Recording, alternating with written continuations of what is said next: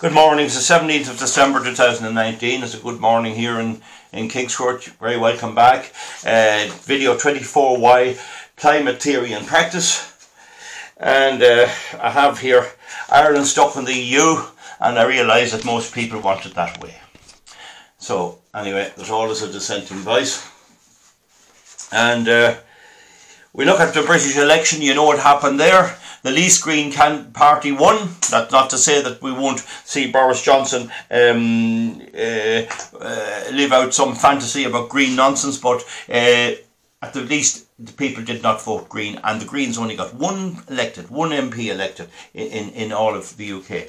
So now America has turned away from this green nonsense with President Trump, for now anyway. Australia has done the same. China and India are not paying any heed to it, and in fact India is dumping nearly all their municipal waste into the rivers, and there's not a word out of any in climate enthusiasts or the EU or anybody else about them dumping this.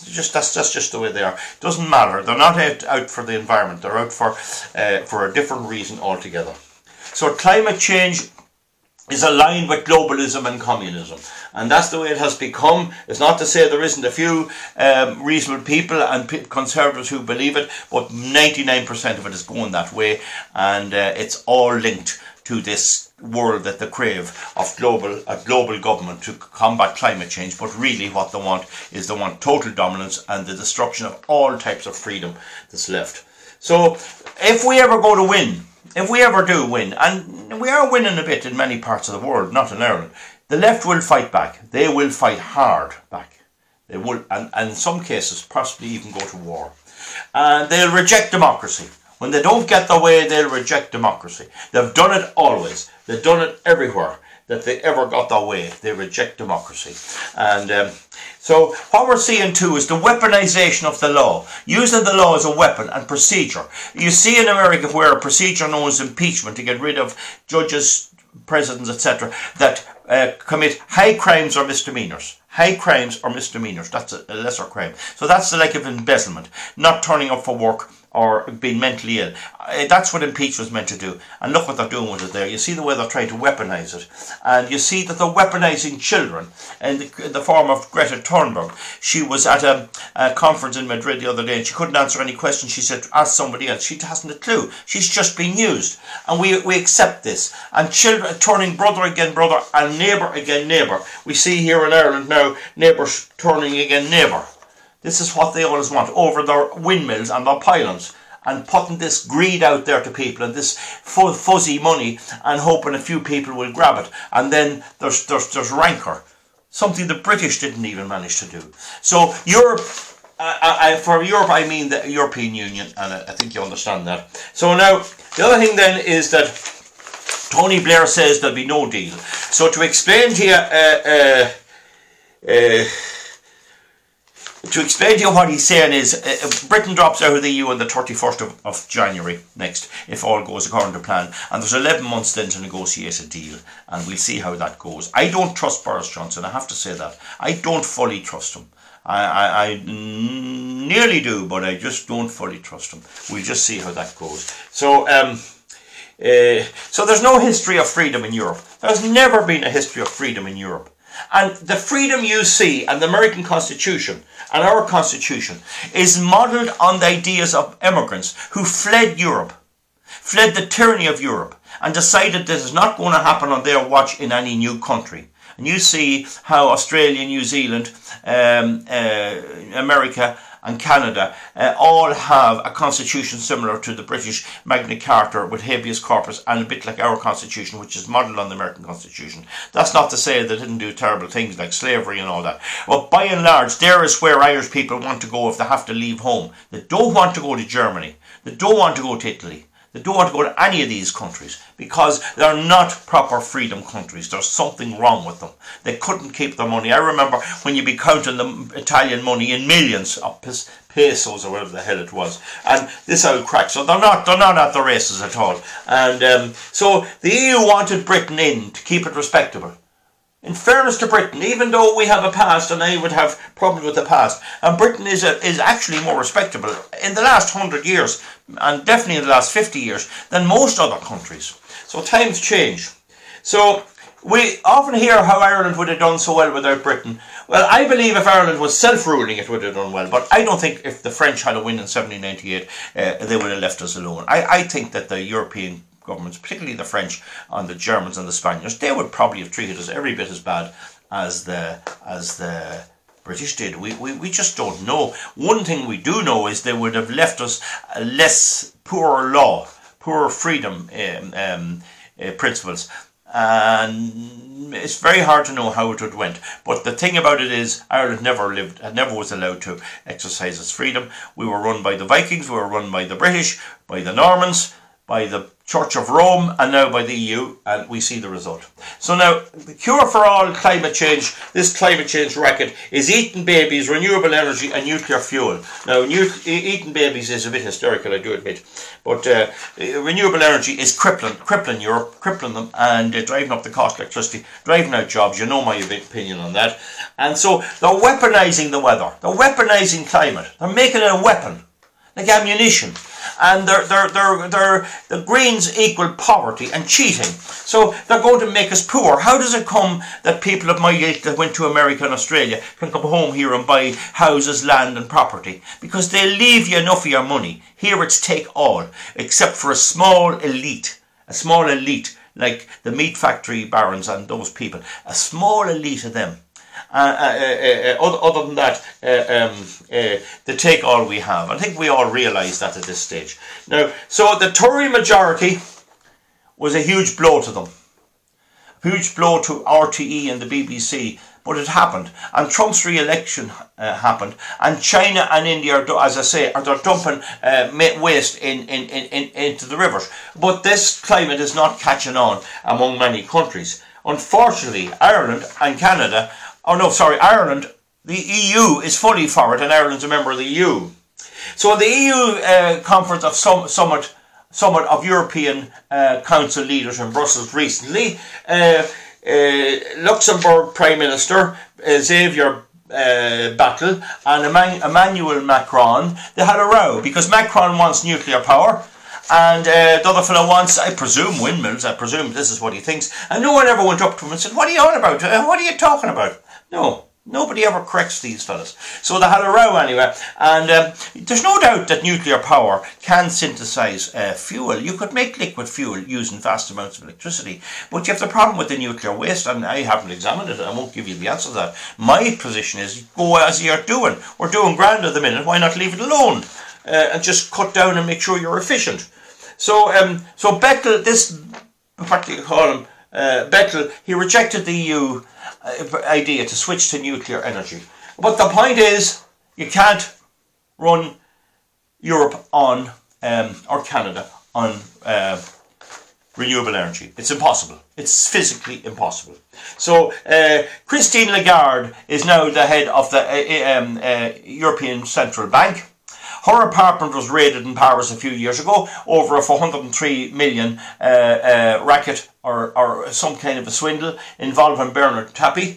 And so the raid, and she was convicted and found guilty of negligence with the money, right? Found guilty. So that's all you need to get appointed to a high post. Either that or be like John Paul Juncker and be an alcoholic. So something that robbing, thieving, not abuse of kids or that doesn't go so well. But robbing or being drunk, being drinking to excess is a prerequisite for appointment to most big jobs. That's the way I'll have down sympathy. Actually, she done a bit of swindling, you know. Actually, she's the very best, but she got the job. So she's now set out on €100 billion zero carbon policy. She's going to get rid of carbon in the economy. I wish her luck with that, but she's going to make us pay for it. Now, after that conference, the Brussels conference of EU leaders, Canada and Europe committed to continuing with all this. Now, in the United States, this is a map of the United States, and you can see all this area, the Northeast and Midwest, is all below freezing last night. All below freezing. So, where's all this climate heat, global warming? So, there was a Madrid climate gig. It was only one day. They only met for a day. And Greta Thunberg was at it and asked her a question from up. She was up at the top table. And she said, you may ask someone else. I haven't a clue. So, Thing is, it ended in complete and utter failure because they can't do what's been put forward. It's impossible to do it without the Stone Age, without going back to actually cutting wood with an axe and growing your own potatoes, and starvation on a scale that the Irish famine would be minor compared to. That's the physical fact. And whatever you agree with me, the one thing you won't beat me on is counting. That's one thing I'm good at. And it's maybe the only thing, but I can count. So, anyhow, so she couldn't answer. Greta could not answer any questions. She's just a puppet. Now, so now we see that Germany is facing a recession and France is finished. I mean, it's gone to the dogs. There was serious protest there the last 12 months. There was a protest recently there, big protest. There was protest last year. Why they elected that clown Macron, I don't know. But they did. And this is the problem. People seem to lose the run of themselves on the run up to election. They probably believed all the baloney he was giving them. Now, doctors are getting out, nurses are getting out, nobody can work there, there's no future, there's no pensions, there's nothing. And the only difference in the French is they're a wee bit more rebellious than us. So it's despair in France. And Germany is not doing well. Some economists recently said that Ireland will eventually be bailing out Germany. But this green thing has to take its toll on Germany. Now, don't forget, Italy and Greece is in a position that if the interest rate goes up 0.5%, they can't pay. They can't pay. So we see doctors are leaving Ireland too. And young people have no future. They can't afford a house or anything else. So this drive to impoverishment, it must be something that they can't calculate. I mean, obviously, you should be able to count a wee bit more than 1 and 1. I mean, that's the thing. So Ireland is an idiocracy. That's the way it is. And we're not going to elect anyone. We're not going to elect anyone at all. I don't think if I went up for election in my constituency, I might get 2,000 votes. They will not change. And we're just stuck with it. We're stuck with it. So Leo Varadkar, after Boris Johnson got elected, he decided he would look for about election in the new year.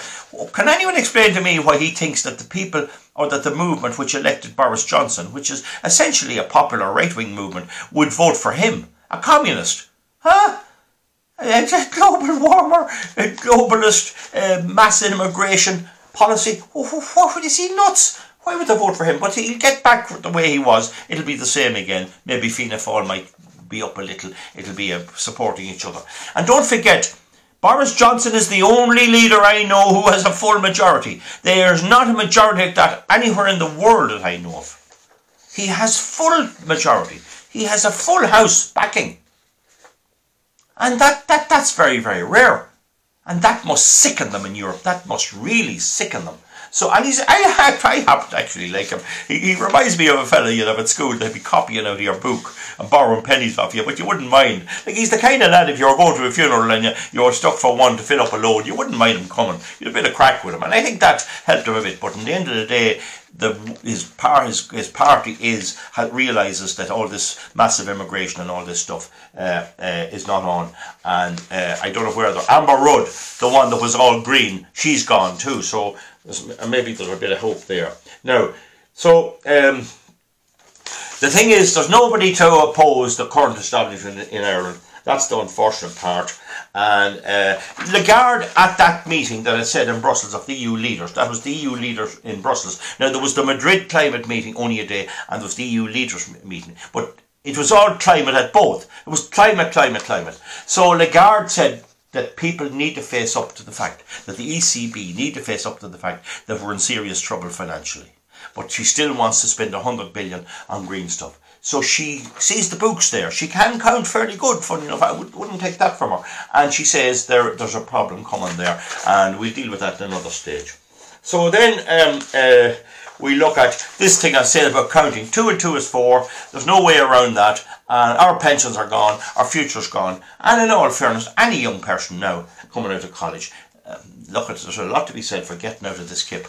A lot to be said. And I agree with Eamon Dunphy on that. God, there's nothing here for no little hope at all. It's so sad. And will it really lead to civil war? Well, I think in America, if Trump gets in with a Congress behind him, if he wins the House of Representatives and the Senate, and then his own election next year, I think there will be a riot. It'll go to violence there. There'll be people killed. I've no doubt about that. I see Antifa, that's the anti-fascist league here in Ireland. They're getting militant. Hopefully we the Garda Síochána will deal with them the way they dealt with the H Block protests 30 years ago. They slew them with batons. It was the H Blockers bought pickaxe handles going up to Dublin, and they met the guards after burning down the British embassy. The second of the guards was ready for them, and this is what we're probably facing. And I see Drew Harris is carrying out a root and branch change in the guards. And one of the things about being a policeman over the last 30 years is you have two bosses everywhere. In most places, like this division here, you have a detective superintendent and you have a superintendent in your own place.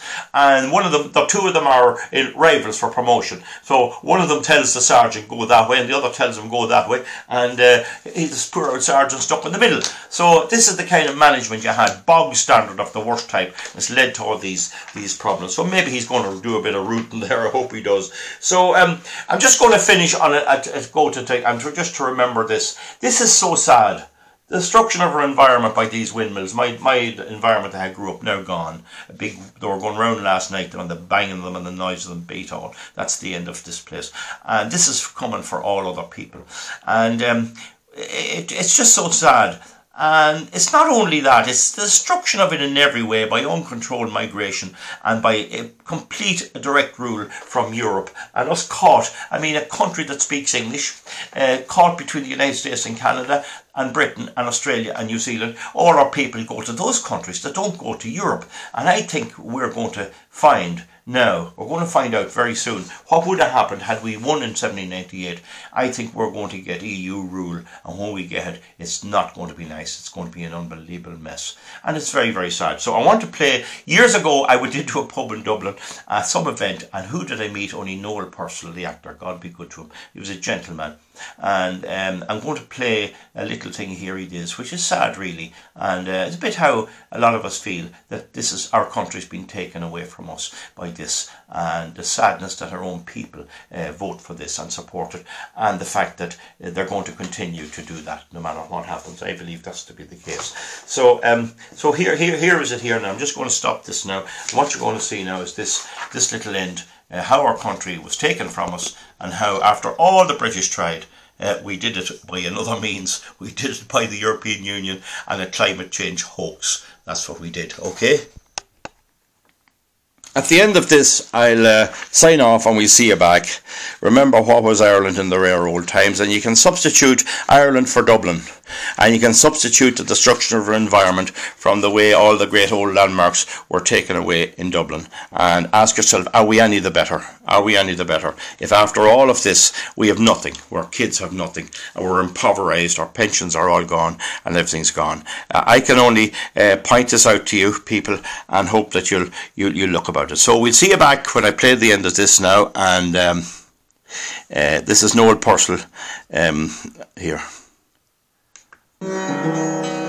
Because Dublin keeps on changing and nothing seems the same.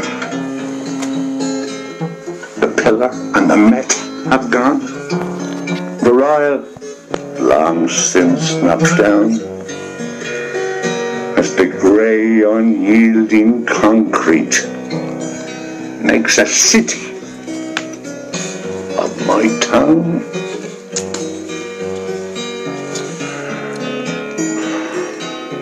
Very well, sweet Anna Liffey.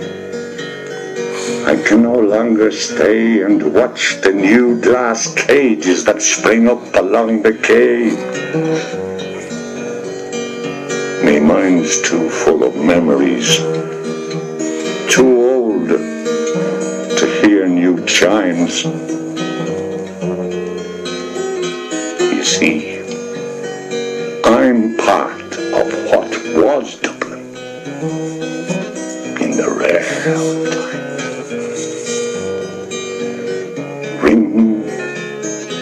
Ring of rosy as the light of the times. I remember Dublin city in the rare old time. Memories, changes, and ring a rosy, a bottle full of posies. Ash, ash, we all fall down.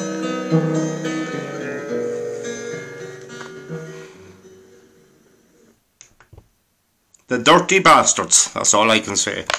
Bye.